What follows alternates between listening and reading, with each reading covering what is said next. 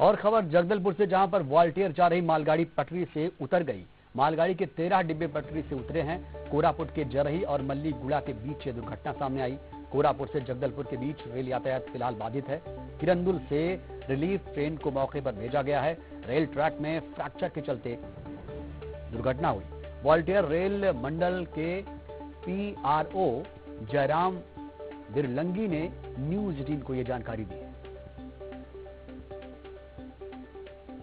तो इस वक्त की बड़ी खबर जगदलपुर से, जहां पर वॉलटियर जा रही मालगाड़ी पटरी से उतर गई और मालगाड़ी के 13 डिब्बे पटरी से उतर चुके हैं। ज्यादा जानकारी के साथ हमारे संवाददाता विनोद कुशवाहा जुड़ चुके हैं जगदलपुर से।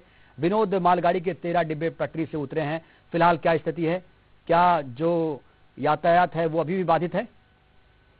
बिल्कुल कमरुद्दीन, जैसा कि जो अधिकारी हैं वो ये जानकारी दे रहे हैं कि अभी यातायात 24 से 36 घंटे तक बाधित रहने की संभावना है, क्योंकि टनल के अंदर ये घटना हुई है। और ऐसी स्थिति में जो डिब्बे उतरे हैं पटरी से, उन्हें निकालना, फिर पटरी को दुरुस्त करना, क्योंकि काफी लंबा ट्रैक जो है वो क्षतिग्रस्त हुआ है।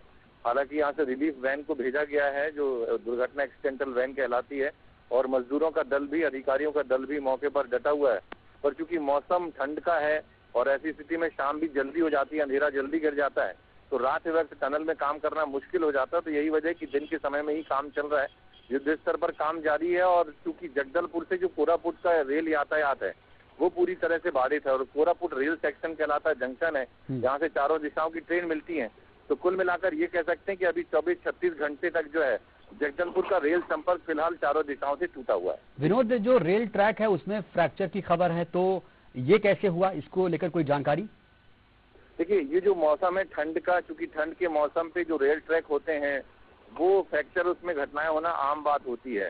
हाँ, ये चीज के लिए सवाल जरूर खड़ा हो रहा है कि शायद जो पेट्रोलिंग होती है रेल ट्रैक की वो नहीं हुई, और यही एक वजह नजर आती है दुर्घटना की। क्योंकि अगर पेट्रोलिंग होती और समय पर इसकी जानकारी मिल जाती तो उसे दुरुस्त किया जा सकता था। लेकिन फिलहाल यही वजह बताई जा रही है कि चूंकि मौसम में उतार चढ़ाव जारी है, ठंड काफी ज्यादा है, और उसमें जो लोग होते हैं उसमें कहीं ना कहीं अकड़न पैदा होती है और वो फ्रैक्चर का कारण बनती है। और ये आमतौर पर गर्मियों के समय और ठंड के समय में ज्यादा इस तरह की बातें होती हैं, और यही वजह है कि रेल ट्रैक की पेट्रोलिंग समय समय पर होती है।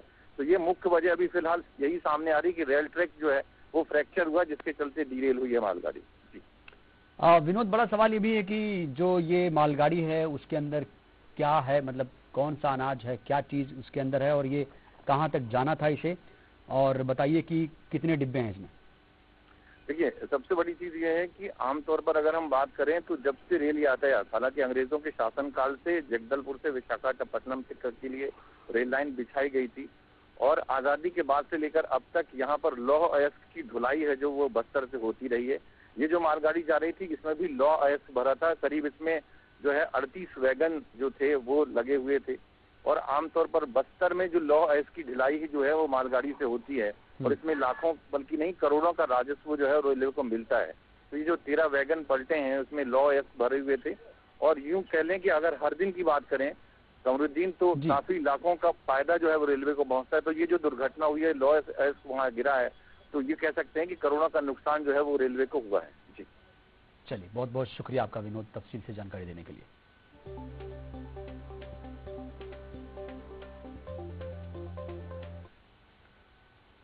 छत्तीसगढ़ बीजेपी की बात करेंगे, जहां 31 जनवरी से राम का